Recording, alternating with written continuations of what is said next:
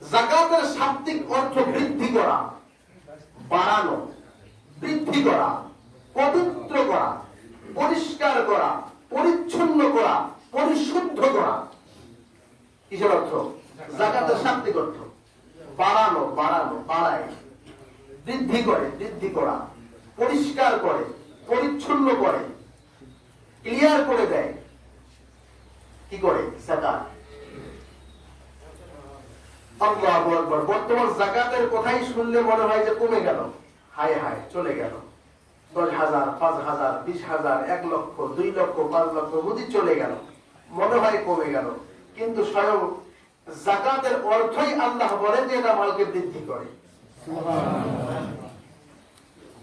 আসলে গাঁজা করে না, এটাও চিন্তা করে না যে প্রতি বছর তো কিছু হলেও দেয়, পরিপূর্ণ হিসাব করে দেয় না, কিন্তু কিছু হলেও দেয়। এই যাটুকু দিচ্ছে 10,000, 5,000, 20,000, 1 লক্ষ, যেভাবেই দেও এটা দিচ্ছে তো নাকি? এটা দেওয়ার পরে পরের বার দেখা যাচ্ছে ওর যাকাত হিসাব করে আগের বছর যদি ওর যাকাত 10,000 আসছে, পরের বছর হিসাব করে দেখে ওর যাকাত 20,000 আসছে।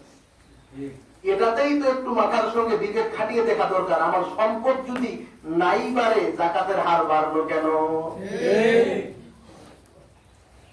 যদি সম্পদ নাই বাড়ে, 10 বছর আগে তোমার একটি মাত্র মিল ফ্যাক্টরি ছিল, আজকে 2টি ভাটা করেছো, 3টি পাম্পের ব্যবস্থা করেছো, 4টি দোকান পাশার ব্যবস্থা করেছো, 6টি মার্কেট করেছো, 10 বছর পর তোমার বৃদ্ধি পেয়েছে, তার মানে হচ্ছে যাকাত একটু হলে আদায় করেছো, এই জন্য আল্লাহর মেহেরবানিতে তোমার সম্পদ বৃদ্ধি পেয়েছে। আরো যদি তুমি পুঙ্খানুপুঙ্খানু ভাবে আদায় করো, তা দুনিয়াতেও তোমার সম্পদ বাড়বে, আল্লাহর বিধানও একটা আদায় হলো, পরপর তোমার জন্য সুখের শান্তির জান্নাত অপেক্ষা করতেছে। যাকাত এমন একটি বিষয়। এখন যাকাতের কথা শুনলেই জ্বর চলে আসে।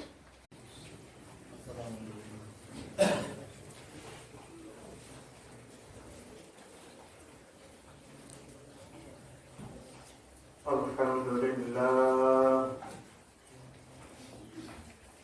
আলহামদুলিল্লাহিল্লাযী রাফা'a আস-সামা'a বিকুদরাতিহি وضع الأرض بمشيته وخلق الخلائق بإرادته واستوى على العرش كما يليق بجلاله. السلام عليكم. وعظيم سلطانه. أشهد أن لا إله إلا الله وحده لا شريك له، لا ضد له ولا ند له ولا مثل له، لا مثيل له ولا مثال له. ونشهد أن سيدنا وسندنا وحبيبنا وطبيبنا وحبيب ربنا ومولانا محمد. أما بعد، فأعوذ بالله من الشيطان الرجيم. بسم الله الرحمن الرحيم.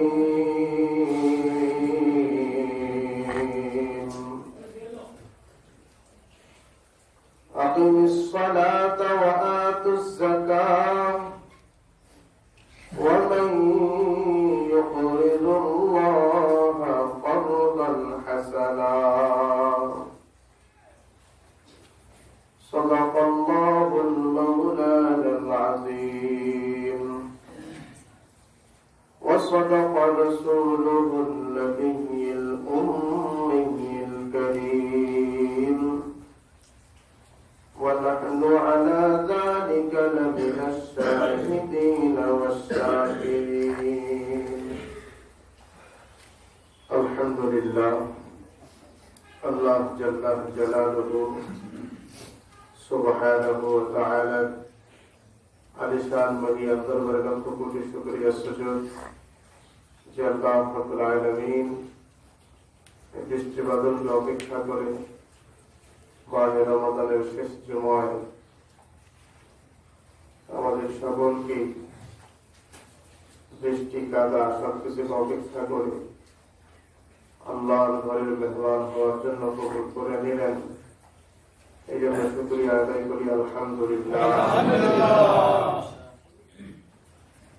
লক্ষ কোটি দরুদ ও সালাম আমাদের সকলের প্রিয় নবী সাইয়্যিদুল আম্বিয়া ইমামুল আম্বিয়া মুহাম্মদুর রাসূল সাল্লাল্লাহু আলাইহি ওয়াসাল্লাম। সম্মানিত মুসলিয়ান کرام, ইসলামের পাঁচটি রকম বেলা খুঁটি যাকে বলা হয়, স্তম্ভ যাকে বলা হয়,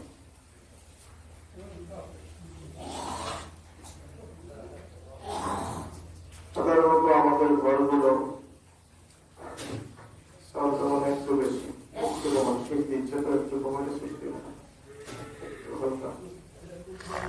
সাধারণত দেখি আমরা দেখে থাকি আমাদের ঘরগুলো যার উপর দাঁড়িয়ে থাকে কয়েকটি খুঁটি লাগায়, 2টি 4টি 5টি 10টি, কমপক্ষে 4টি খুঁটি। এর উপরে যত ঘর যত মজবুত হয়, যত বড় হয়, খুঁটি তত বেশি হয়। এর উপরেই মানুষ বসবাসের জন্য কাঙ্ক্ষিত যে ঘরের চাল ছাদ এটা দাঁড়িয়ে থাকে, আর এর নিচে মানুষ আরামের সঙ্গে জিন্দেগি যাপন করে, বসবাস করে। এমনকি কোনো ঘর আছে যেই ঘরের খুঁটি ছাড়া এমনি দাঁড়িয়ে আছে? এমন ঘর কি খুঁজে পাওয়া যাবে? সব ঘরে কি লাগে? খুঁটি লাগে। ইসলামের বেনাও রাসূল সাল্লাল্লাহু আলাইহি ওয়াসাল্লাম বলেন যে ইসলাম নামক যে একটি গাছ, একটি ঘর, এটাও দাঁড়িয়ে থাকার জন্য খুঁটির প্রয়োজন আছে। এরও 5টি খুঁটি আছে।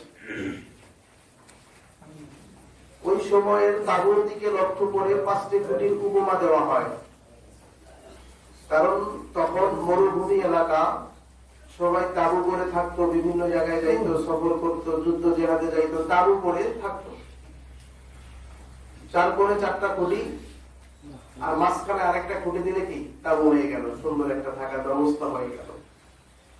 তো কমপ্লিটলি থাকার জন্য একটি ছোট্টখাটো ঘর হলেও তাঁবু করতে গেলেও 5টি খুঁটি লাগে। এই জন্য রাসূল সাল্লাল্লাহু আলাইহি ওয়াসাল্লাম বলেন যে ইসলাম নামক যে ঘর, এটাও যদি দাঁড়িয়ে থাকতে হয় তাহলে এরও 5টি খুঁটির প্রয়োজন, 5টি বেনার প্রয়োজন। এই 5টি বেনার উপর ইসলাম দাঁড়িয়ে থাকে। এরপর এর নিচে ইসলামের ছায়াতলে, শান্তির ছায়াতলে মানুষ তার সারাটা জীবন শান্তির সঙ্গে বসবাস করে। কারণ পৃথিবীতে যত ধর্ম আছে, যত মাযহাব আছে, সব ধর্মের ব্যাপারে বলা হয়েছে সব থেকে শান্তির ধর্ম ইসলাম। ইসলাম শব্দের অর্থই শান্তি, এবং এটি একটি কমপ্লিট একটি ধর্ম। সবকিছু বিষয় এর মাঝে আছে। কোরআনে আল্লাহ সবকিছু বিষয় দিয়ে দিয়েছেন। নামাজের বিধানও দিয়েছেন, রোজার বিধানও দিয়েছেন, যাকাতের বিধানও দিয়েছেন, হজের বিধানও দিয়েছেন। আবার একটি মানুষ কিভাবে দুনিয়াতে বসবাস করবে, সমাজ পরিচালনা করবে, রাষ্ট্র পরিচালনা করবে, এটাও আল্লাহ রাব্বুল আলামিন কোরআনের মধ্যে রেখে দিয়েছেন।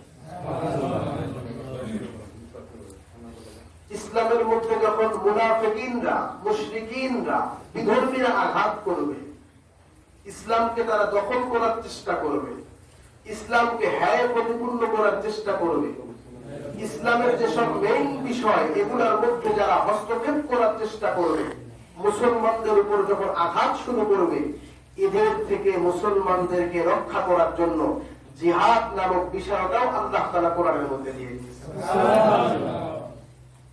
ইসলাম একটি কমপ্লিট জীবন ব্যবস্থা, এর মাঝে কোনো কিছু অসম্পূর্ণ।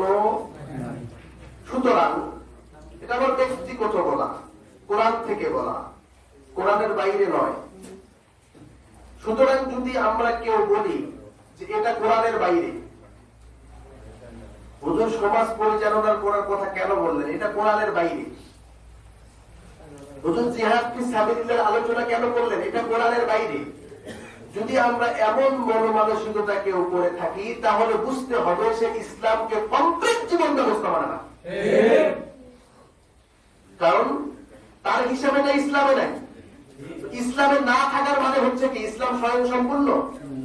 কথা বলেন, স্বয়ং সম্পূর্ণ। তাহলে বুঝা গেল ইসলামে তার যুক্তিতে ইসলামে ঘাটতি আছে। আর যদি কোনো ব্যক্তি আল্লাহ রাব্বুল আলামিন স্বয়ং বলেন আমি ইসলামকে কমপ্লিট জীবন ব্যবস্থা করে দিয়েছি, এরপরে যদি কেউ বলে ইসলামের পরিপূর্ণতা নাই, ঈমান থাকবে? শ্বশুর বাড়ি যাবে, ঈমান আর বাড়িতে থাকবে না, শ্বশুর বাড়ি যাবে বেড়াইতে। যেটা বলতে চাইলাম, ইসলাম রাসূল সাল্লাল্লাহু আলাইহি ওয়াসাল্লাম এই কথাটাই বলেন যে ইসলামের বেনা, ইসলামের ভিত্তি পাঁচটি জিনিসের উপর ইসলাম দাঁড়িয়ে আছে। পাঁচটি রকম আরকানে ইসলাম, বুনিয়াল ইসলামু আলা খামস। ইসলামের ভিত্তি, ইসলামের বেনা পাঁচটি জিনিসের উপর: সাওমুন ওয়া সালাতুন ওয়া যাকাতুন ওয়া হজ্জুল বাইতি মান ইসতাতা ইলাইহি সাবিলা। সাওম, রোজা যেমন একটি ইসলামের খুঁটি, বেনা, ভিত্তি, নামাজ যেমন একটি খুঁটি, ঠিক যাকাত এমন একটি জিনিস, এটাও ইসলামের একটি খুঁটি। যাকাত এমন একটি বিধান। কোরআনের মধ্যে আল্লাহ রাব্বুল আলামিন পুরা কোরআনে 30 পারা কোরআনে 32টি জায়গায় যাকাতের কথা আল্লাহ আলোচনা করেছেন। সুবহানাল্লাহ।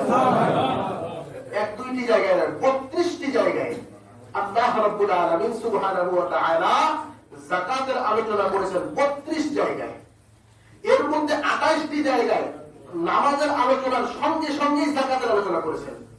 আকিমিস সালাহ ওয়া আতুজ যাকাত, আকিমিস সালাহ ওয়া আতুজ যাকাত ওয়ারকাউ মা'আর রাকিঈন, আকিমিস সালাতা ওয়া আতুজ যাকাত ওয়া মান ইউকরিদুল্লাহা কারদান হাসানা। আলিফ লাম মিম, যালিকাল কিতাবু লা রাইবা ফীহি হুদাল লিল মুত্তাকিন আল্লাযীনা ইউমিনুনা বিল গায়বি ওয়া ইউকিমুনাস সালাতা ওয়া মিম্মা রাযাকনাহুম ইউনফিকুন। অসংখ্য অগণিত জায়গায় যেখানেই নামাজ কায়েম করতে বলেছেন, নামাজের কথা বলেছেন, সালাতের কথা বলেছেন, সঙ্গে সঙ্গে আল্লাহ যাকাতের কথা বলেছেন। যাকাতের শাব্দিক অর্থ বৃদ্ধি করা, বাড়ানো, বৃদ্ধি করা, পবিত্র করা, পরিষ্কার করা, পরিচ্ছন্ন করা, পরিশুদ্ধ করা। কিসের অর্থ? যাকাতের শাব্দিক অর্থ বাড়ানো, বাড়ানো, বাড়ায়, বৃদ্ধি করে, বৃদ্ধি করা, পরিষ্কার করে, পরিচ্ছন্ন করে, ক্লিয়ার করে দেয়। কি করে? যাকাত। আল্লাহু আকবার। বর্তমান যাকাতের কথাই শুনলে মনে হয় যে কমে গেল, হায় হায় চলে গেল। 10,000, 5,000, 20,000, 1 লক্ষ, 2 লক্ষ, 5 লক্ষ বুঝি চলে গেল, মনে হয় কমে গেল। কিন্তু স্বয়ং যাকাতের অর্থই আল্লাহ বলেন যে এটা মালকে বৃদ্ধি করে। আসলে গান্দা করে না, এটাও চিন্তা করে না যে প্রতি বছর তো কিছু হলেও দেয়, পরিপূর্ণ হিসাব করে দেয় না, কিন্তু কিছু হলেও দেয়। এই যাটুকু দিচ্ছে 10,000, 5,000, 20,000, 1 লক্ষ, যেভাবেই দেও এটা দিচ্ছে তো নাকি? এটা দেওয়ার পরে পরের বার দেখা যাচ্ছে ওর যাকাত হিসাব করে আগের বছর যে ওর যাকাত 10,000 আসছে, পরের বছর হিসাব করে দেখে ওর যাকাত 20,000 আসছে। এটাতেই তো একটু মাথার সঙ্গে বিবেক খাটিয়ে দেখা দরকার। আমার সম্পদ যদি নাই বাড়ে, যাকাতের হার বাড়লো কেন? যদি সম্পদ নাই বাড়ে, 10 বছর আগে তোমার একটি মাত্র মিল ফ্যাক্টরি ছিল, আজকে 2টি ভাটা করেছো, 3টি পাম্পের ব্যবস্থা করেছো, 4টি দোকান পাশার ব্যবস্থা করেছো, 6টি মার্কেট করেছো। 10 বছর পর তোমার বৃদ্ধি পেয়েছে, তার মানে হচ্ছে যাকাত একটু হলে আদায় করেছো, এই জন্য আল্লাহর মেহেরবানিতে তোমার সম্পদ বৃদ্ধি পেয়েছে। আরো যদি তুমি পুঙ্খানুপুঙ্খানু ভাবে আদায় করো, তা দুনিয়াতেও তোমার সম্পদ বাড়বে, আল্লাহর বিধানও একটা আদায় হলো, পরপর তোমার জন্য সুখের শান্তির জান্নাত অপেক্ষা করতেছে। যাকাত এমন একটি বিষয়। এখন যাকাতের কথা শুনলেই জ্বর চলে আসে। গত কয়েকদিন আগে আমার কাছে রাত্রি 12টার দিকে একজন আসছে, আমার ফোন দিচ্ছে, ফোন বাজতেছে, বেজর রাত্রি তো আমরা বাড়ি হলি সহ আমি দুইজনে আমরা যাই নামাজে, ফোন বাজতেছে প্রায় 12:47। ফোন দুইবার দিছে, ধরতে পারি নাই, তৃতীয়বার ফোন ধরলাম, সালাম দিয়ে ফোন ধরলাম, তো ভাই হুজুর কোথায় আছেন? আমি বাসায় আছি। কয় একটু মসজিদের দিকে আসবেন? আসা যাবে? আমি কেন? কয় একটু গল্প ছিল তো। আমি বলি সুবহানাল্লাহ, আপনার সঙ্গে গল্প আছে, এই জন্য মসজিদে যাবো আমি এখন 12টার দিকে আপনার সঙ্গে গল্প করে। তো পরে যখন একটু খ্যাস দিছি, এখন বলতে হুজুর মাদ্রাসায় আসি, তাহলে এত করে আমি মনে করছি কোন জরুরি বিষয় আরো আছে। আচ্ছা আসেন। অফিস করলাম, অফিসে বসলাম কাছের মানুষদের মধ্যে, এরপর আমি যাকাত হিসাব করবেন, তো বসলাম, হিসাব করতেছি, মাশাআল্লাহ এটা বাদ, এটা বাদ, মানে আচ্ছা এখানে 10,000 মনে করেন যে এটা তোমার আমার মানে কি করে আমি ওনাকে বললাম শেষ করে একটা কথা, আসলে দেখেন আমার কাছে হিসাব বড় বিষয়, আমি তো আপনার কিছু জানি না, আপনি যা বলবেন তা জানবো, কিন্তু উপরে একজন বসে আছে, আপনি বললেও দেখবে, না বললেও উনি দেখতেছে। শেষে দেখলাম যে এক ধাক্কায় আরো কিছু বাড়লো, আরো কয়েক লক্ষ টাকা বের হয়ে গেল একটা ধাক্কায়।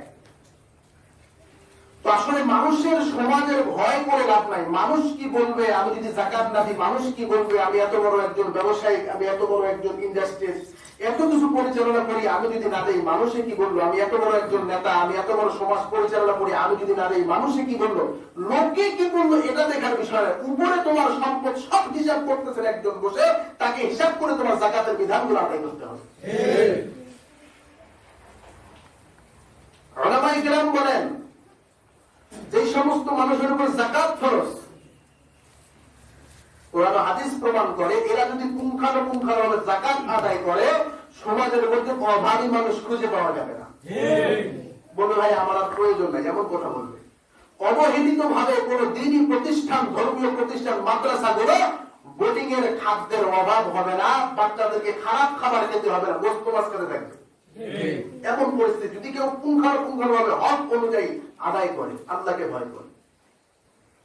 কিন্তু যদি কোনো ব্যক্তির অসংখ্য অগণিত সম্পদ হয়, হিসাব না করে যদি কোনো একটা মতো দিয়ে দেয়, হিসাব ছাড়া যাকাত আদায় হবে না। দান হবে, দানের সওয়াব পাবে, কিন্তু যাকাত যে তার উপর খরচ হলে আদায় হবে না।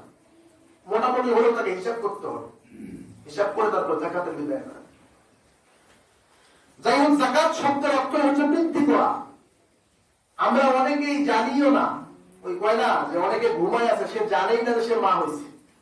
এমন কথা কেউ কয় না যে জানেই না যে সে মা হয়েছে, সে কয় আমাকে জায়গায় দিয়ে, কয় তুই জায়গায় দিবি এলাকায়। তো অনেকে জানেই না যে তার উপর যাকাত ফরজ হয়েছে, অনেকে জানেই না তার উপর হজ ফরজ হয়েছে। এই সমস্ত বিধানগুলো অনেকে মনে করে যে আমি কেন, এটা দিন ওই যে বড় বড় শিল্পপতি যারা আছে, কিন্তু লক্ষ্য করে দেখা যায় তার উপর আল্লাহ তার যাকাত ফরজ করে দিয়েছে, তার উপর হজ ফরজ হয়ে গেছে, কিন্তু মানুষ আদায় করে না। অসংখ্য অগণিত মানুষ। ফিকহি মাসআলা বলে, যদি কোনো মানুষের বাসস্থান, নিত্য প্রয়োজনীয় চলার গাড়ি ইত্যাদি এই সমস্ত জিনিস বাদ দিয়ে যদি তার কাছে 7.5 ভরি স্বর্ণ অথবা 52.5 তোলা, 52 ভরি যদি কি হয় রূপা থাকে, এই পরিমাণ সম্পদ যদি তার কাছে উপস্থিত থাকে, আর এই সম্পদটা যদি 1 বছর পরিপূর্ণ অতিবাহিত করে, তাহলে ওই ব্যক্তির উপর যাকাত ফরজ। স্বর্ণের দাম বেশি, রূপার দিকে আমরা যাই, 52.5 ভরি রূপা। বর্তমান বাজারে রূপার ভালো হলে ভরি কত? 1200 মনে হয়, এমন হবে 1200 ভরি। 12টা ধরতে গেলে 1200 টাকা মনে করে। তো 1200 করে যদি আপনি ভরি ধরেন, তাহলে 52.5 ভরি 60-65 হাজার। তাহলে 60-65 হাজার। এই যদি একটা মানুষ খেয়ে দেয়ে সংসার পরিচালনা করে, যদি তার কাছে এই ৬০-৬৫ হাজার টাকা জমা থাকে, আর সারা বছর যদি এই ৬০-৬৫ হাজার টাকায় সারাটা বছর যদি অতিবাহিত হয়, একটা বছর অতিবাহিত হয়ে যায়, তাহলে এই ব্যক্তির উপর যাকাত আল্লাহ ফরজ করে দিয়েছেন। এখন একটু খেয়াল করেন, ব্যাংকে কার কত লাখ টাকা আছে?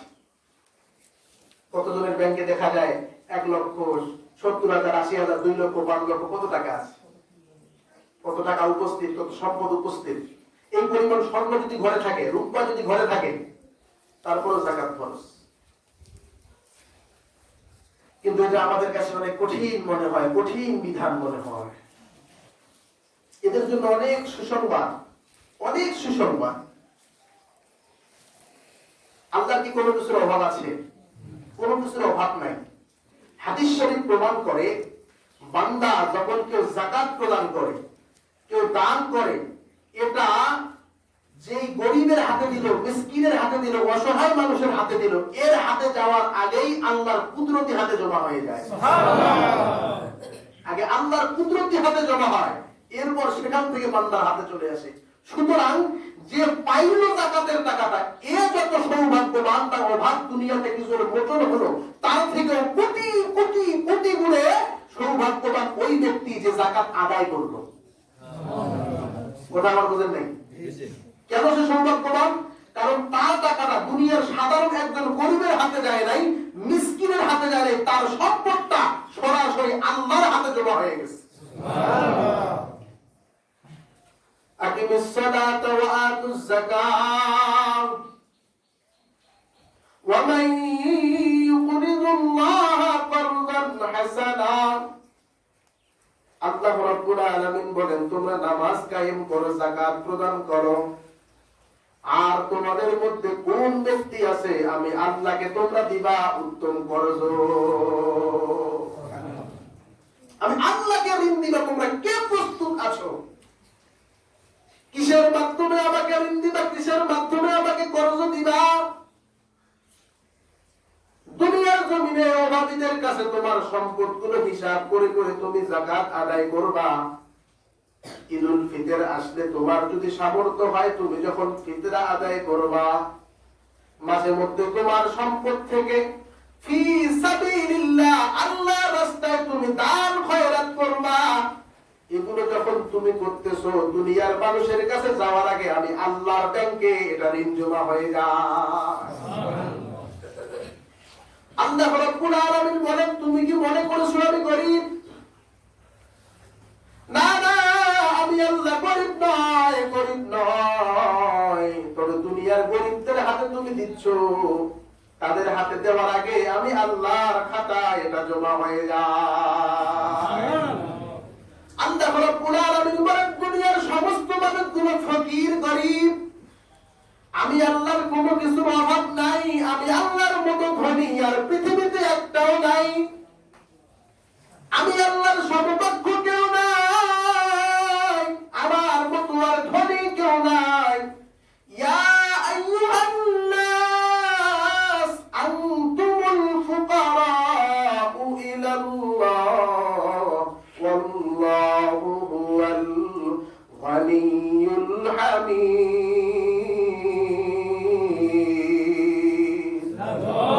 আল্লাহ রাব্বুল আলামিন বলেন, দুনিয়ার তোমরা সবাই ফকির, যত বড় সম্পদশালী হও না কেন। বিগত সময় বলেছিলাম, কোনার যত বড় শিল্পপতি হোক, রংপুরের শিল্পপতির কাছে হার মানতে হবে। রংপুরের যত বড় শিল্পপতি হোক, ঢাকার শিল্পপতির কাছে হার মানতে হবে। ঢাকার যত বড় টাকাওয়ালা হোক, যত বড় ধনী হোক, বিদেশের ধনীদের কাছে তার কোনো পাত্তা থাকবে না। বিদেশের ধনী যত বড় ধনী হোক না কেন, আল্লাহর কাছে তার কোনো তুলনাই হয় না। আল্লাহ রাব্বুল আলামিন বলেন, আমার খাজানায় অভাব নাই। ছোট্টবেলায় একটা কবিতা আমরা স্কুলে পড়ি নাই, কিন্তু আমার দাদার মুখে একটা কবিতা শুনতাম, চাচার মুখে একটা কবিতা শুনতাম। বলে আমরা একটা কবিতা পড়েছিলাম, হাসরের দিন বলিবেন খোদা হে আদম সন্তান, আমি তৃষ্ণা ছিলাম, তোমরা আমাকে করো নাই পান, পানি করাও নাই পান। এমন একটা কবিতা ছিল, তার মানেটা কি?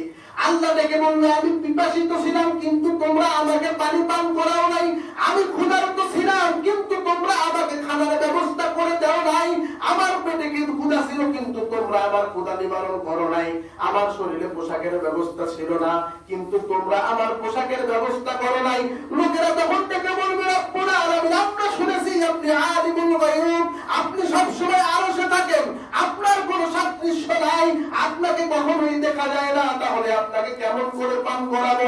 আল্লাহ রব্বুল আলামিন তখন ডেকে ডেকে বলতে থাকবে, দুনিয়ার নাফরমান, তোমার বাড়ির পাশে একজন মানুষ পিপাসিত হয়ে পড়েছিল, তোমার বাড়ির পাশে একজন অভাবী খাদ্যের অভাবে নিজের ক্ষুধায় ছটফট করতেছিল, তোমার এলাকার মধ্যে একজন মানুষ তার শরীরে কাপড় পরার মতো ছিল না, ওকে যদি তুমি দান করতা তাহলে আমি আল্লাহর ব্যাংকে জমা হয়ে যাইত।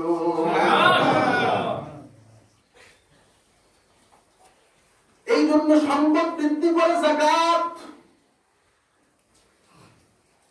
যদি কোন মানুষ এটা আদায় না করে, হাদিস শরীফে রাসূল সাল্লাল্লাহু আলাইহি ওয়াসাল্লাম বলেন, যদি কোন মানুষের প্রতি যাকাত ফরজ হয়ে যায়, ফরজ হয়ে যাওয়ার পরে যদি এই ব্যক্তি আদায় না করে, কঠিন কিয়ামতের ময়দানে এই ব্যক্তির সম্পদগুলোকে বিষাক্ত একটা সাপের রূপে ধারণ করিয়া, বিষাক্ত সাপ বানায়া, ওই সাপের উপরে কালো কালো দাগ থাকবে, এমন কালো দাগ যেটা দেখলেই ভয়ঙ্কর লাগবে, এই সাপ বানায়া তার গলায় পেঁচিয়ে দেওয়া হবে, গলায় পেঁচিয়ে থাকবে, আর তার শরীরের মুখের মধ্যে কামড় দিয়ে দংশন করে ধরে থাকে, বলবে, আমি তোমার দুনিয়ার সম্পদ, আমি ফরজ হয়ে গিয়েছিলাম, অনাহারে মানুষ ছিল, মসজিদ মাদ্রাসাগুলো ওভাবে ছিল, কিন্তু তোমার সম্পদ থেকে দান করো নাই, আমি তোমার সেই সম্পদ।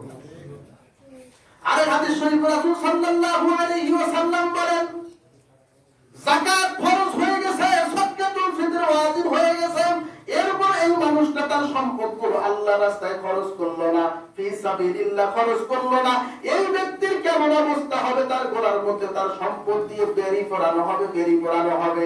কেমন বেরি পড়ানো হবে? আগের হাদিস শরীফে যেমন বলা হয়েছে, ভয়ঙ্কর সাপ বানায়া তাকে বেরি পড়ানো হবে, আর এই জাহান্নামের সাপ তাকে দংশন করতেই থাকবে, বিষাক্ত শ্রবণ মারবে আর বলবে, আমি তোমার দুনিয়ার সেই সম্পদ। মালে দুনিয়া খাকে সারা রাদেহান, আখের আঞ্জাম পরহেজগারা রাদেহান। এই জন্য আল্লাহর রাস্তায় এগুলো খরচ করা, আল্লাহর জন্য খরচ করা, অসহায়দের জন্য খরচ করা। এখন আমরা একটু নিজের বিবেকের কাছে আমরাই চিন্তা করে দেখি যে আমাদের কার কার যাকাত ফরজ হয়ে গেছে, কিন্তু এতদিন মনে পড়েছি আমার আবার কিসের যাকাত? কয়েকটা সম্পদের, কয়েকটা ফ্যাক্টরির মালিক, কয়েকটা প্রতিষ্ঠানের মালিক কোথায় এলাকায়, আমি তার কাছে যাকাত কালেকশনের জন্য গেছি, শত শত শ্রমিক তার আন্ডারে চলে, এই ব্যক্তি আমাকে বলতেছে, আমি বললাম, আমার আবার কিসের যাকাত? নাউযুবিল্লাহ বলে না, আমার আবার কিসের যাকাত? কিসের যাকাত? মরবেলা বুঝবি কিসের যাকাত। আল্লাহু আকবার। মানুষ দুনিয়ার মানুষকে পার দিয়ে চলে যাইতে পারবা, দুনিয়ার মানুষের কাছে না বললে ওরা বুঝবে না, কিন্তু আল্লাহ তো উপরে বসে বসে দেখতেছেন সম্পদ। এই সম্পদ হয়তো আপনি রেখে যাবেন, হয়তো এটার জন্য আপনার ভালোর দিকে নিয়ে যাবেন, হয়তো আপনার খারাপের দিকে নিয়ে যাবেন। আপনি খেয়ে না খেয়ে সম্পদ এত কিট্টুসের মতো, কাঞ্জুসের মতো খরচ করলেন না। অজনে খরচ বের হয়, কিন্তু ধর্মীয় কাজের জন্য, মসজিদের জন্য, মাদ্রাসার জন্য অসহায় মানুষ যদি আপনার কাছে চায়, তখন আপনার থেকে অভাবী আর কেউ থাকে না, কেউ অভাবী থাকে না তখন। কিন্তু এমনটা হয়ে গেছে, কিছুদিন যাওয়ার পর আপনার ওয়াইফ অসুস্থ হয়ে গেছে, এখন তাকে গোদা বাজারেও চলবে না, ঠাকুরগা নিয়ে যান, ঠাকুরগার ডাক্তাররা বলে ঠাকুরগাঁয়ে চলবে, রংপুর নিয়ে যান, রংপুরের ডাক্তার বলে ঢাকায় নিয়ে যান, 1 লক্ষ টাকা তার পিছনে খরচ, তখন আর আপনার বাজে না। ওই যে পবিত্র করে, পরিষ্কার করে, দান খয়রাত, যাকাত, এগুলো সম্পদকে পবিত্র করে, কিন্তু পবিত্র আপনি করেন নাই, সম্পদের রোগ ধরেছে। কি ধরেছে? রোগ ধরেছে, অসুখ হয়েছে। এখন অসুখ হলে এটা কি অসুখ যখন হয়ে যাবে তখন এটা বেশি দিন বেঁচে থাকে না। এখন এই সম্পদটা মরবে, কি করে মরবে? হাসপাতাল ডাক্তারের হাতে মরবে। সম্পদ বের হয়ে যাবে, খামাখা নিজেকে কষ্টও পেতে হবে, সমাজের কাছে লাঞ্ছিত হতে হবে। সুতরাং এর আগে যদি আপনি আপনার এই সম্পদকে পবিত্র করার জন্য যদি আপনি এসব হিসাব করে করে আল্লাহর জন্য খরচ করেন, তাহলে এই সম্পদগুলো ফাঁক দিয়ে বের হয়ে যাবে না। আল্লাহর অংশ আল্লাহ ঠিকই বুঝে নেবেন, কিন্তু একটা স্বেচ্ছায় আর একটা কি জোর করে। আপনি যখন স্বেচ্ছায় দিবেন না, তখন কি নেবে? জোর করে নেবে। কেমনে নেবে? অসুখ দিয়ে দিবে, অ্যাক্সিডেন্ট দিয়ে দিবে, বিভিন্ন মুসিবত নিয়ে দিবে, বিভিন্ন সমস্যা আপনার সামনে ফালায় দিবে। এভাবে আল্লাহ নেবে। সুতরাং দুনিয়ার মানুষের কাছে যতই আপনি দেখান ভাই আমার খুব অভাব, খুব অবস্থা এখন ভালো না, কিন্তু আল্লাহ দেখতেছে আপনার অবস্থা ভালো কিনা। এবারে অবস্থা ভালো কিনা, কিন্তু যদি আপনি বলেন যে বেশি না 20,000 টাকা শতকে ওই ফিটমিলের পাশে একটা জমিন বিক্রি হচ্ছে, এভাবে কয় শতক আছে আগে আমারে দেন, নেবার জন্য পাগল হয়ে যাবে। যদি একে বলেন যে 50,000 টাকা দামের একটা গাড়ি 20,000 টাকা দামে বিক্রি করবো, তখন নেওয়ার জন্য পাগল হয়ে যাবে। কিন্তু যদি আপনি দিনই কাজের জন্য বলেন, তখন বলবে ওরে আল্লাহ ওভাবে বাঁচি না, বুঝছেন? এটা বের হবে, আল্লাহ এভাবেই বের করে নেবে। এই জন্য নিজের নিজের সম্পদগুলোকে হিসাব করা, যার যতটুকু আসে। মসজিদে সেদিন বয়ান করেছিলাম, করার পর এক লোক সাধারণ একটা ছোটখাটো ব্যবসায়ী এ ভয় ধরে গেছে। হুজুর আপনি যে বললেন যে নামাজ যেমন ফরজ, যাকাতও তেমনি ফরজ, এটার জন্য আল্লাহ ধরবে, তাহলে আমি একটু হিসাব করে দেখি। ছোটখাটো মানে কোনো গণনাই কেন, মানুষ শুনলে হাসে। একজন শুনছে যে জাকাত ফরজ, এ শুনে হাসতেছে, জাকাত হয়েছে আবার। মানে ওই যে এদের মনে হয় যে কোটি কোটি সম্পদ, এরাই মনে হয় শুধু জাকাত, আমাদের জাকাত না। ওর আমি সবাই হিসাব করে দেখলাম, ওরও 1800 টাকা জাকাতের হিসাব চলে এসছে। ওই ব্যক্তিটারও হিসাব যদি আপনি করে দেখেন, অনেকের জাকাত আদায় হয়ে যাবে, অনেকের খরচ হয়ে যাবে। এটা আদায় করে দান খয়রাতের আপনি করবেন না, মারা যাওয়ার পরও আপনার কি করবে, বাধ্য করা হবে। সম্পদ রেখে যাবেন। আচ্ছা, আপনি না খেয়ে কষ্ট করে সম্পদ জমায় রেখে গেলেন, আপনি যদি আজ টাকার মৃত্যুবরণ করে, আমরা যারা মরি, এমন কি কাউকে দেখা গেছে যে কাপড়ের সময় একটা টাকার বান্ডিল দিয়ে দিছে? এমন কাউকে দেখি? এমন কি বলে যে না ওর কবরটার মধ্যে একটা দামি 1 লক্ষ টাকার দামি একটা সুন্দর মেহগনির কাঠ দিয়া, শাল কাঠ দিয়ে একটা সুন্দর সোফা বানায় দেয়, বসে বসে ওখানে চা খাবে, এমন করে নাকি? কিসের জন্য সম্পদ গুলো তো জমায় রাখছে? কিন্তু এই সম্পদটাই যদি আপনার জীবদ্দশায় আপনি সদকা করে যান, দান করে যান, আল্লাহ রাস্তায় খরচ করে যান, আপনি ইন্তেকাল করবেন, কিন্তু এর অংশটা আপনার কাছে কিয়ামত পর্যন্ত যাইতেই থাকবে, যাইতেই থাকবে, যাইতেই থাকবে।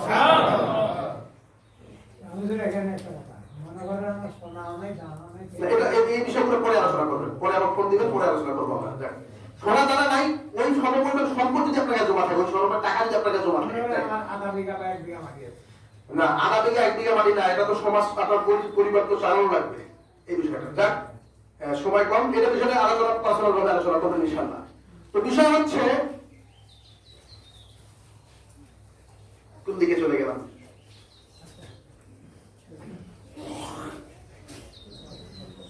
এটা আল্লাহ নিবে, যেভাবে হোক আল্লাহ নিবে আপনার এটা। এই জন্য এটা বেশি বেশি কি করা, খরচ করা। হ্যাঁ, আপনি রেখে গেলেন, মনে করেন আপনি সম্পদ রেখে গেলেন, অঢেল সম্পদ রেখে গেছেন, 5টা সন্তান রেখে গেছেন, আপনি কিছু খায়া না খায়া মাজায় গামছা বান্ধা কষ্ট করে রেখে গেছেন, কিন্তু আপনি যাওয়া শেষ, সন্তানরা জমিন এই সম্পদ ধুমাইতে পুরাইতে শুরু। এমন নাই? কোটি কোটি টাকার সম্পদ বাবা রেখে গেছে, সন্তানদের আমলে এসে নাই, সন্তানদের মানুষের বাড়িতে কামলা দিয়ে খায়। কি হলো আপনার সম্পদ? আরো এমনও চান্স আছে, আপনি অঢেল সম্পদ রেখে গেছেন, কিন্তু আপনি চলে যাওয়ার পর আপনার সম্পদ দিয়ে আপনার সন্তান জুয়া খেলতেছে। এমন নাই? আপনার সম্পদ দিয়ে আপনার সন্তান মাগিবাজি করতেছে, নাই? এমন আপনার সম্পদ দিয়ে আপনার সন্তান উন্নত মানের ডিশ ইঞ্চি লাগে, এলইডি 27 ইঞ্চি, 32 ইঞ্চি, 100 ইঞ্চি একটা টেলিভিশন সুন্দর করে লাগাই দেখতেছে। এমন নাই? এমন যদি থেকে থাকে, আপনি যে সম্পদ রেখে গেছেন, সন্তান নেক আমল করলে যেমন সবকে জারিয়ার সওয়াব আপনার কবরে নেক আমল যাইতো, বদ আমলের গুনাহটাও আপনার কবরে সন্তান পাঠাচ্ছে, আপনার জাহান্নামের জন্য অপেক্ষায় থাকে। সুতরাং সন্তানদেরকে তিনি পরিবেশে চালানো। 1 মিনিটে একটা কথা বলি, গতকালকের কথা। ব্যক্তি নামাজ পড়ে না, জুমার দিনেও জুমা যায় না। এলাকার লোক বলে যে ঈদের দিনেও ঈদের নামাজ পড়তে যায় না, এমন অসংখ্য রেকর্ড তার আছে। ঈদের দিনেও ঈদের নামাজে যায় না, এরকম অসংখ্য রেকর্ড আছে। ভ্যান চালা মানুষ, তো আমার সঙ্গে একটু সম্পর্ক গড়ে উঠছে। তো বাবাজি বলে বলে বলে মুখে দাঁড়িয়ে রাখাইলাম, আলহামদুলিল্লাহ বেচারা দাড়িগুলো পেকে গেছিল, দাঁড়িয়ে রাখেন 3টা থেকে দিয়ে পড়েছে, আলহামদুলিল্লাহ 6-7 মাস হলো এখন দাঁড়িয়েও রাখছে। কমপক্ষে জুমার দিন যায়, রোজা জীবনে রাখতো না, এই বছর রোজা রাখছে, জুমার দিনে জুমা যায়। তার বাড়ি উনি সেও নাকি রোজা রাখতো না, তারা রাখতে পারে না। কিন্তু এইবার আমাকে বলতেছে, কালকে বলতেছে আপনার চাচা বলছেন, আপনার চাচা আর আমার টাইপ দিচ্ছে, রোজাগুলো আদায় হয়ে গেছে। এই বেচারি কালকে আমি এশার নামাজ পড়ে আসতেছি, আমাকে বলে হুজুর কয়েকজন সাথে আছে, কয়েকটু বাসার দিকে আসেন।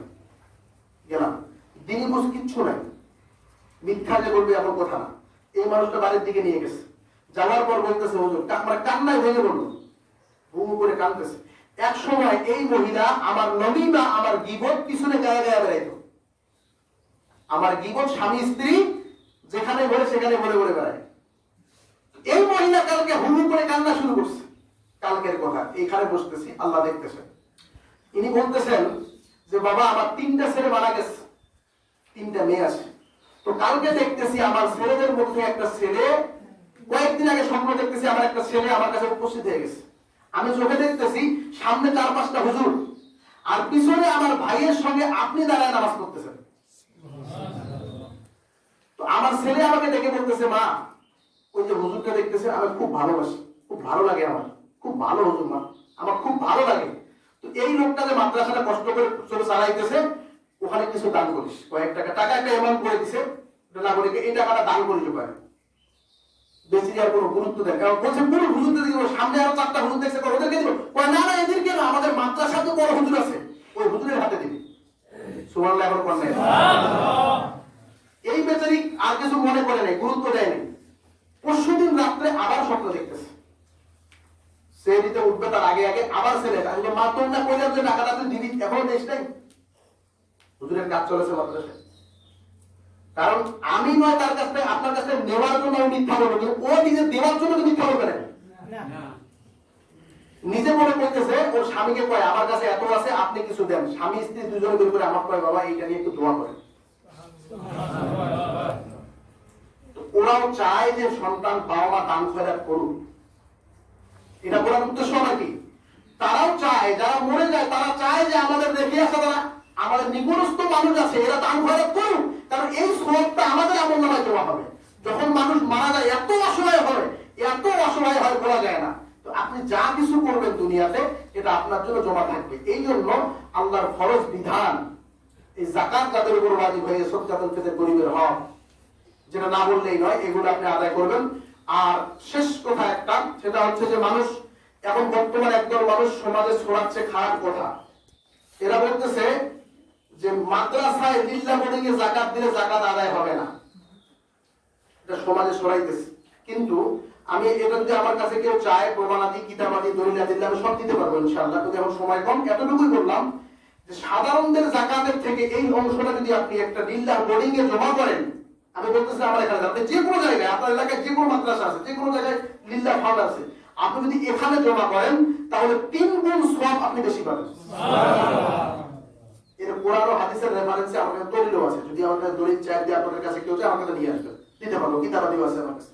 এই জন্য এটা বেশি ভালো। যাকাতের অংশ, এরপরে ফিতরার অংশ, দান খয়রাতের অংশগুলো সমাজের দরিদ্রদের কাছে, অসহায়দের কাছে দেওয়ার সঙ্গে সঙ্গে যেখানে লিল্লাহ ফান্ড আছে যে মাদ্রাসাগুলোতে, এই সমস্ত লিল্লাহ ফান্ড এতিমখানাগুলোতে আপনি জমা করবেন। আশা করি আল্লাহ তাবারক ওয়া তাআলা আমাদের সকলকে এই যাকাতের মাধ্যমে, দান খয়রাতের মাধ্যমে পরপরের সুখময় জিন্দেগি আমাদের সকলকে দান করুন। আমিন।